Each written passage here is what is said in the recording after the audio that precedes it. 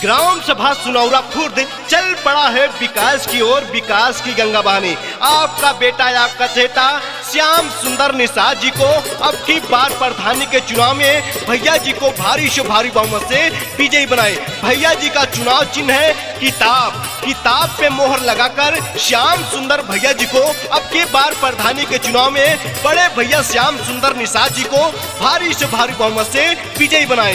भैया जी का चुनाव चिन्ह है किताब किताब किताब। गायक रामू निषाद। श्याम सुंदर भैया जी को मिलके है जीताना, अब की चाचा भैया भाभी भूल नहीं तुम जाना।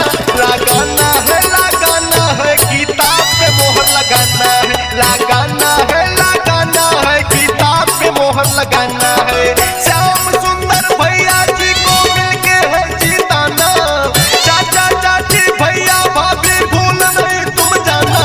लगाना है किताब पे मोहर लगाना है, लगाना है किताब पे मोहर लगाना है। हमारे भैया जी का वादा है सुनौरा खुर्द से अगर प्रधान आप लोग बनाएंगे तो अपने ग्राम सभा सुनौरा खुर्द में विकास की विकास होगा और विकास की गंगा बहा दूंगा।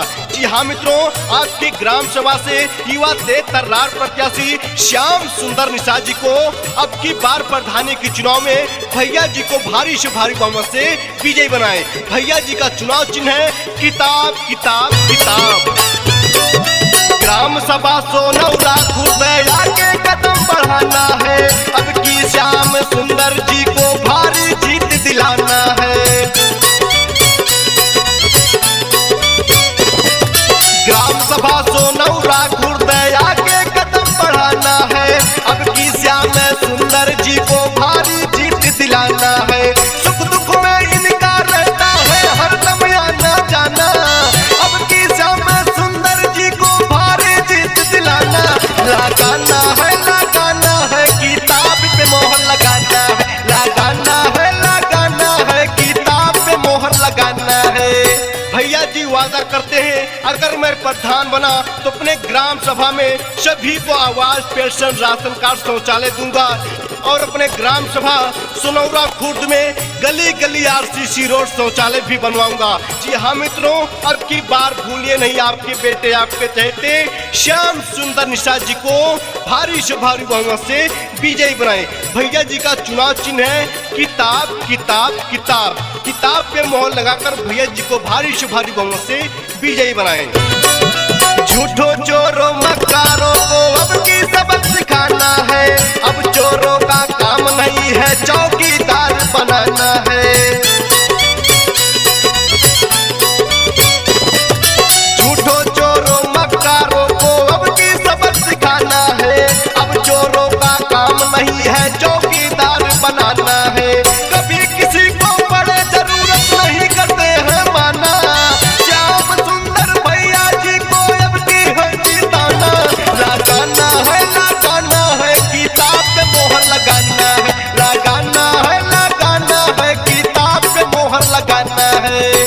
सुना है आज समंदर को बड़ा गुमान आया है, सुना है आज समंदर को बड़ा गुमान आया है और मेरी कश्ती उधर ही ले चलो जिधर तूफान आया है। और अपने ग्राम सभा सुनौरा खुर्द में जब हमारे श्याम सुंदर निषाद जी निकलते हैं सभी लोग कहते हैं देखो हमारा होने वाला प्रधान आया है। जी हाँ मित्रों भाइयों, भूलना नहीं है आपका चुनाव चिन्ह है किताब। किताब पे मोहर लगाकर श्याम सुंदर निषाद जी को भारी से भारी बहुमत से विजयी बनाए। श्याम सुंदर बन प्रधान जिस दिन गाँव में आएंगे, घर घर नाली सड़क खड़ंजा शौचालय बनवाएंगे। हो श्याम सुंदर बन प्रधान जिस दिन गाँव में आएंगे, घर घर नाली सड़क खड़ंजा शौचालय बनवाएंगे। घर का बेटा लड़ाई में सबको आगे आना, श्याम सुंदर भैया जी को भूल नहीं तुम जाना। लगाना है किताब पे मोहर लगाना है, लगाना है किताब पे मोहर लगाना है। वो तख्त बदल देंगे देंगे वो ताज बदल देंगे और आने वाले समय में हम बेईमानों का साम्राज्य बदल देंगे।